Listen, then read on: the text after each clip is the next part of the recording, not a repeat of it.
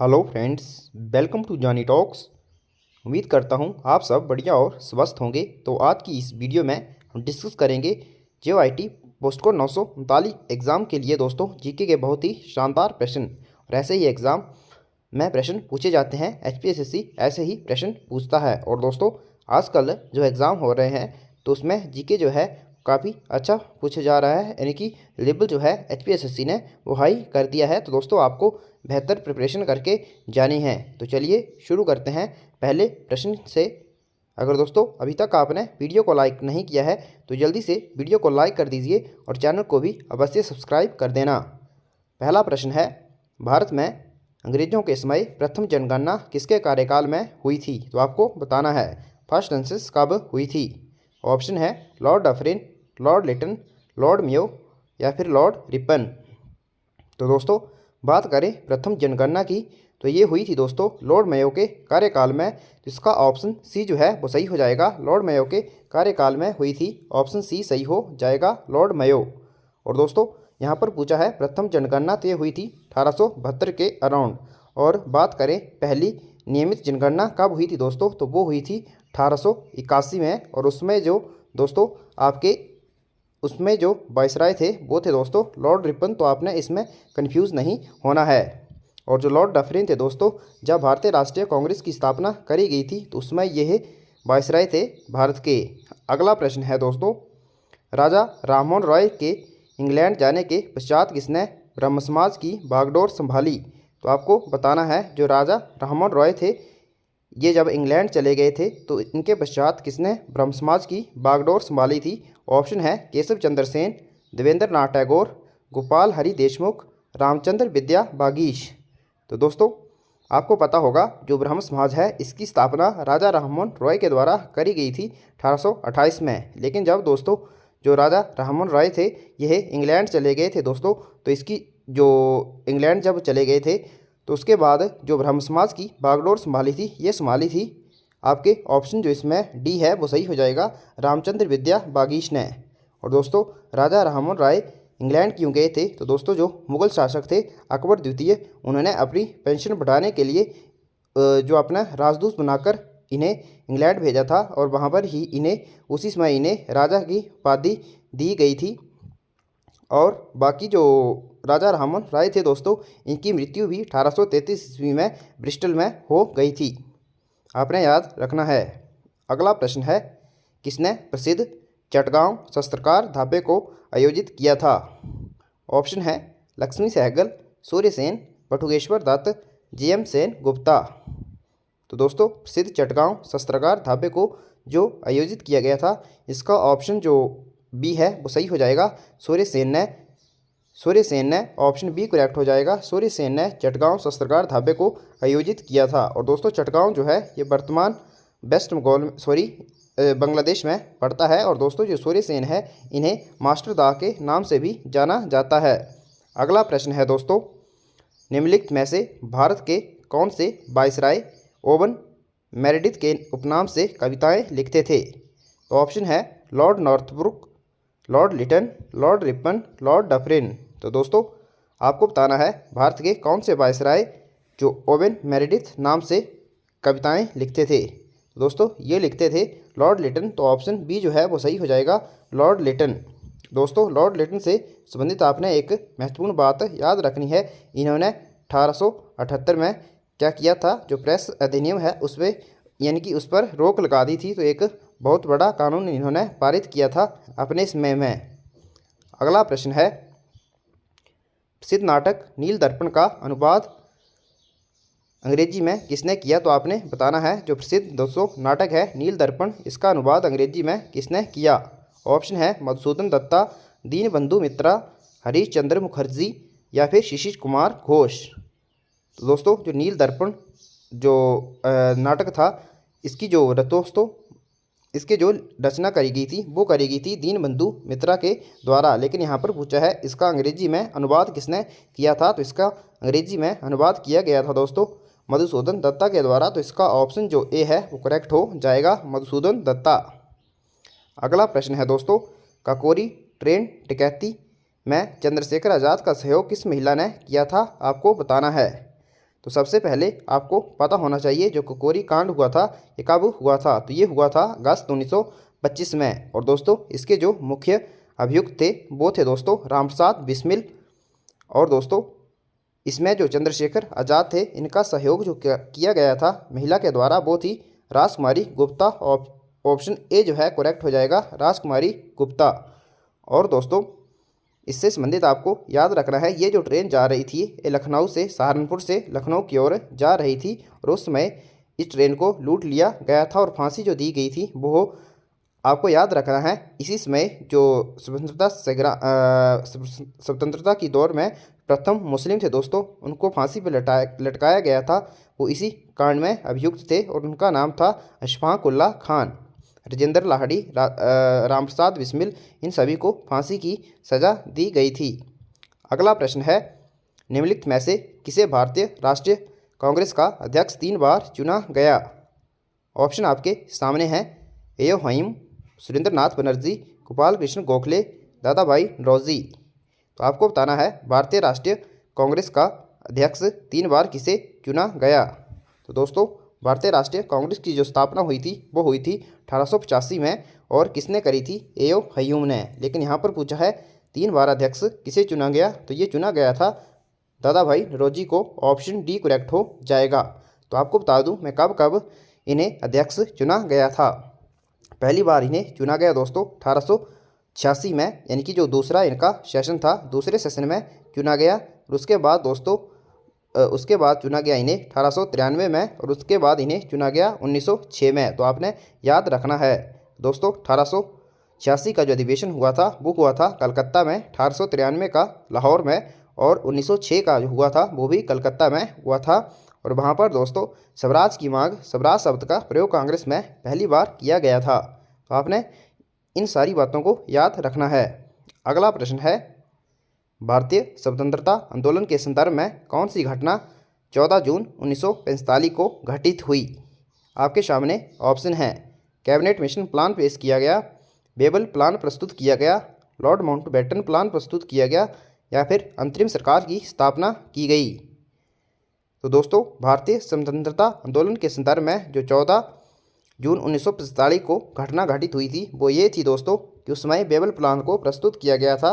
Option B जो है वो सही हो जाएगा। और ये कहाँ हुआ था दोस्तों, शिमला में। इसे शिमला सम्मेलन भी कहा जाता है, आपने याद रखना है। अगला प्रश्न है दोस्तों, अगला मुख्य प्रश्न है मद्रास प्रेसिडेंसी के किस गवर्नर ने टीपू सुल्तान के साथ मंगलोर की संधि की थी। तो आपके सामने ऑप्शन है आयरकूट, स्टीफनसन, बेलेजली या फिर लॉर्ड मैकार्टिनी। तो आपको बताना है मद्रास प्रेसिडेंसी के किस गवर्नर ने टीपू सुल्तान के साथ मंगलोर की संधि करी थी। तो दोस्तों मंगलोर की संधि टीपू सुल्तान के साथ जो करी गई थी वो करी गई थी लॉर्ड मैकार्टिनी के द्वारा। ऑप्शन डी इसका करेक्ट हो जाएगा। और ये हुई थी दोस्तों 1782-83 में जब द्वितीय आंग्ल मैसूर युद्ध समाप्त हुआ था। अगला प्रश्न है मंगलोर की संधि। अगला प्रश्न है ईस्ट इंडिया कंपनी के लिए किस वर्ष सीमा शुल्क माफ़ किया गया था। तो दोस्तों आपको बताना है ऑप्शन है 1711, 1715, 1717 या फिर 1720। तो ईस्ट इंडिया कंपनी के लिए किस वर्ष सीमा शुल्क माफ़ किया गया था। तो ये माफ़ किया गया था दोस्तों 1717 में। ऑप्शन सी जो है वो सही हो जाएगा। जो मुगल बादशाह थे दोस्तों फ़रुखशेर, उनके द्वारा फरमान जारी किया गया था और उनको किसी भी प्रकार का जो सीमा शुल्क था उससे मुक्ति दे दी गई थी, माफ़ कर दिया गया था। तो ये काफ़ी बार प्रश्न पूछा जाता है फरमान से संबंधित भी। तो दोस्तों अगला प्रश्न है, प्रश्न से पहले दोस्तों आपके लिए महत्वपूर्ण सूचना है। अगर आप दोस्तों JOIT एग्ज़ाम की प्रिपरेशन कर रहे हो तो दोस्तों परीक्षा ऐप जो है वो आपके लिए बेस्ट सीरीज़ लेके आया है। तो दोस्तों इसमें दोस्तों आपको 15 स्पेशल टेस्ट सीरीज़ मिलेंगी बिल्कुल एग्ज़ाम ओरिएंटेड, और फिर दोस्तों 5 स्पेशल कंप्यूटर टेस्ट भी आपको इसमें दिए जाएंगे। तो दोस्तों इससे आपको 20-25 टेस्ट हो जाएंगे। तो इससे आपकी तैयारी जो है दोस्तों वो काफ़ी बेहतर हो जाएगी और आप अपने आप को एनालाइज कर पाएंगे कि आपकी जो तैयारी है वो किस स्तर की है।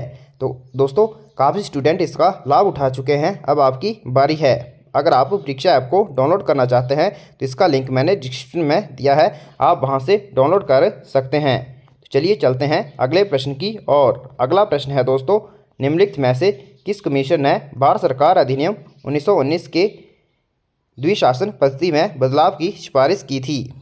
तो दोस्तों, भारत सरकार अधिनियम 1919 के द्विशासन पद्धति में बदलाव की जो सिफारिश करी गई थी वो करी गई थी दोस्तों। इसका जो ऑप्शन है, ऑप्शन ए करेक्ट हो जाएगा। साइमन कमीशन इसका सही आंसर हो जाएगा। और दोस्तों, साइमन कमीशन कब आया था? ये 1927 में भारत आया था और इसका जो भारत में जोरदार विरोध किया गया था, क्योंकि इसके जो सभी 7 सदस्य थे वो अंग्रेज थे। अगला प्रश्न है दोस्तों, सरकारिया आयोग निम्नलिखित में से किससे संबंधित है?